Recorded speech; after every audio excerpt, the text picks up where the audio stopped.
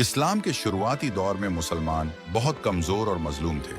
कुरैश के सरदार मुसलमानों पर तरह तरह के जुल्म ढा रहे थे।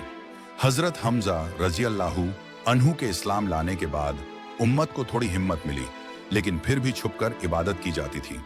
ऐसे में हजरत उमर बिन खत्ताब रजी अल्लाहु अन्हु का इस्लाम लाना इस्लाम की ताकत को कई गुना बढ़ा देने वाला वाकया साबित हुआ।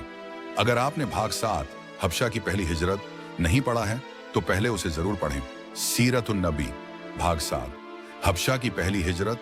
हजरत उमर रजी अल्लाहु अन्हु कौन थे? 1. इस्लाम से पहले हजरत उमर रज़ मक्का के सबसे ताकतवर, बहादुर और असरदार लोगों में से थे। 2.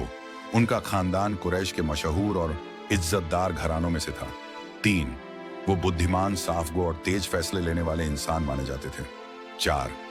इस्लाम के कट्टर विरोधी थे और मुसलमानों को सख्त नुकसान पहुंचाने की नीयत रखते थे। 5.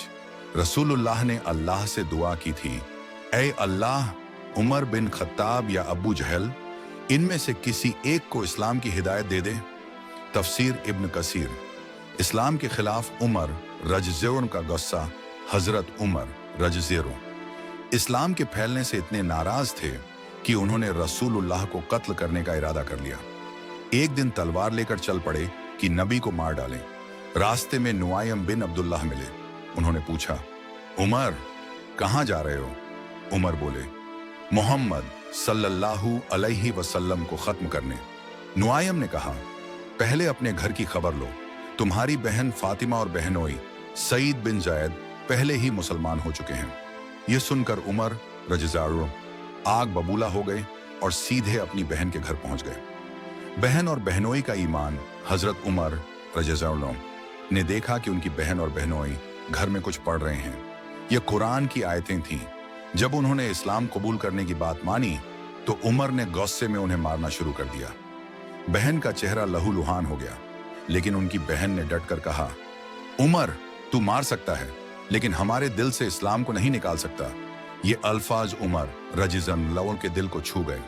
कुरान की आयतों से दिल का पिघलना। उमर रज़ ने कहा, जो तुम पढ़ रहे थे मुझे भी दिखाओ। उनकी बहन ने कहा, तुम नापाक हो, पहले गनुस्ल करो। गस्ल करने के बाद उमर ने जो आयतें पढ़ी वो सूरह तहा की थी। तहा, हमने ये कुरान तुम्हारे लिए इसलिए नहीं उतारा कि तुम परेशानी में पड़ो, बल्कि ये उन लोगों के लिए नसीहत है जो डरते हैं। इन आयतों ने उमर रज़ के दिल को नर्म कर दिया। उन्होंने कहा, ये किसी इंसान की बात नहीं हो सकती, ये तो हक़ है।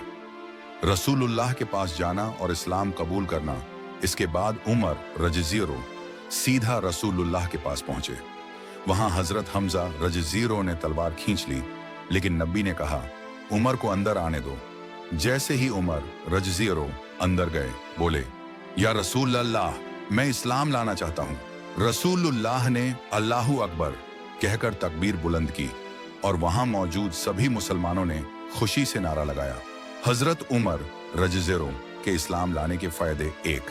इस्लाम की ताकत बढ़ी। मुसलमान अब छिपकर नहीं बल्कि खुलेआम नमाज पढ़ने लगे।